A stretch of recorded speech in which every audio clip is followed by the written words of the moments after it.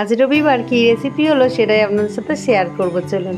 নমস্কার, সবাই কেমন আছেন? আশা করি সবাই খুব ভালো আছেন। আমিও খুব ভালো আছি। তো চলুন প্রতিদিনের মতো আজকের ব্লগটা এখন থেকেই শুরু করি। তবে সবথেকে আগে একটা বন্ধুর নাম পড়ে শোনায়, চলুন। কমলা বিশ্বাস, যে আমার বাবুকে অনেক ভালোবাসা জানিয়েছে।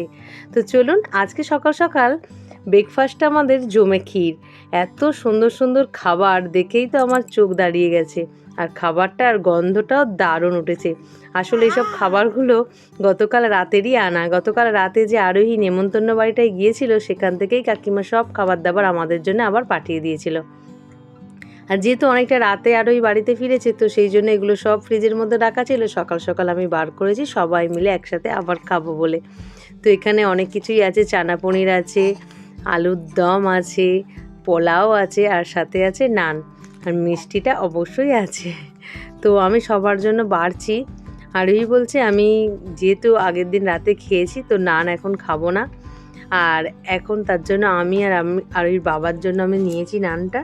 তবে গতকাল রাতে আরোহীর বাবা খেয়েছে, আবার সকালেও যেহেতু আছে, তাই আমরা সবাই মিলে আবার অল্প অল্প করে ভাগ করে খাচ্ছি। তবে বেশ সুস্বাদু গন্ধটা তো বেরিয়েছে, দেখেই মনে হচ্ছে খাবারের স্বাদ দারুণ হবে।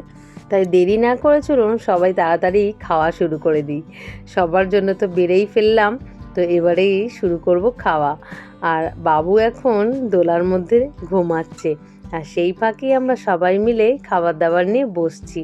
আর প্রায় সময় এরকম করার চেষ্টা করি, যেহেতু বাড়িতেই 3টে মানুষ আমরা খাবার মতো, তো 3জনে একসাথে খাওয়ার একসাথে চেষ্টা করি আর কি দুপুরবেলাও তাই।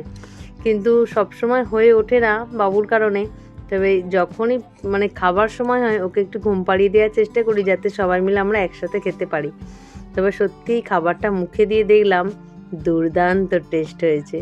চলুন, সকাল থেকে তো ভালোই মোটামুটি একটু আকাশটা রোদ্দুর ছিল, এখন দেখুন পুরো বৃষ্টি ভরে গেছে। তবে এই বৃষ্টির মধ্যেই আমাদের দুপুরে আজকে কী মেনু হচ্ছে আপনাদের সাথে শেয়ার করি। চলুন, আজকে শাক ভাজা আর চিকেন, বেশি কিছু রান্না করছি না। গাছের আমাদের উঠানে শাক ছিল, কলমি শাক, সেগুলোই আজকে ভেজেছি তুলে। আর এই যে এখানে চিকেনের মধ্যে ধনেপাতাটা ছড়িয়ে দিয়ে নামিয়ে নেব। একদম কষা কষা একটু চিকেন করেছি, ঝোলও আজকে বেশি বানাইনি। প্রত্যেকবারেই ঝোল হয় বলে আরোহী সব সময় অবজেকশন করেন যে এত ঝোল করো কেন, এত ঝোল করো কেন। ও আবার একটু দই দিয়ে খেতে ভালোবাসে, তো সেই কারণে। যাই হোক, মোটামুটি আমাদের রান্না রেডি, আমরা সবাই খেতে বসে গেছি অলরেডি। আর আরোহীর বাবা আমাদের আসতে দেরি হচ্ছিল বলে একদম চিকেন মুখে পুড়েই দিয়েছে। তো আমরা এখন এখানে বসে পড়েছি খেতে। আর চলুন প্রথমেই শাক ভাজা দিয়ে ভাতটা মাখি, তারপরে চিকেনে যাব। তবে এই কলমি শাক ভাজা খেতে আমিও ভালোবাসি, আর ওর বাবাও ভীষণ ভালোবাসে। আবার এটা যেহেতু দেশি কলমি শাক, আরও সুন্দর স্বাদ হয়।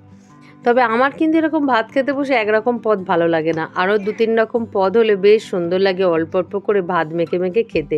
আর ওর বাবা এটা একদমই পছন্দ করে না। তবে আজকের রেসিপিটা আর ওর বাবার খুব পছন্দ হয়েছে, যে শুধু একটু সামনের শাক দিয়ে খেয়ে নেবো, তারপরেই মাংস দিয়ে খাবো।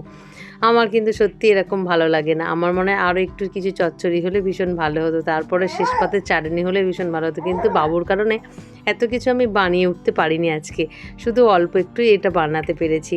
কারণ সকালবেলা এতই আমার জন্য আমার কাছে আসার জন্য বাবু বায়না করে, যদিও একটু ঘুমিয়েছিল, তার মধ্যে এইটুকু সারতে পেরেছি। তাহলে বুঝতে পারছেন তো কতটা সময় লাগবে আমার ওই রান্নাগুলো করতে। তারপরে তো উঠেই মা করতে শুরু করে দিয়েছি। যাই হোক, খাবারটা খুব স্বাদ হয়েছে, সুন্দর লেগেছে আমার আজকে, সবারই খুব ভালো লেগেছে। আর খেতে খেতে ভিডিওটা আজ এখানেই শেষ করছি। আগামীকাল একটি নতুন ব্লগে আবার দেখা হবে। সবাই সুস্থ থাকবেন, ভালো থাকবেন, সবাইকে ভালো রাখবেন। আর ভিডিওটা কেমন লাগলো অবশ্যই কমেন্ট করে জানাবেন। আর ভালো লাগলে অবশ্যই একটা লাইক দিয়ে যাবেন, কমেন্ট অবশ্যই করবেন। আমি কিন্তু কমেন্টগুলো পড়ার অপেক্ষায় থাকবো আপনাদের। তো চলুন, সবাই সুস্থ থাকবেন, ভালো থাকবেন, টাটা।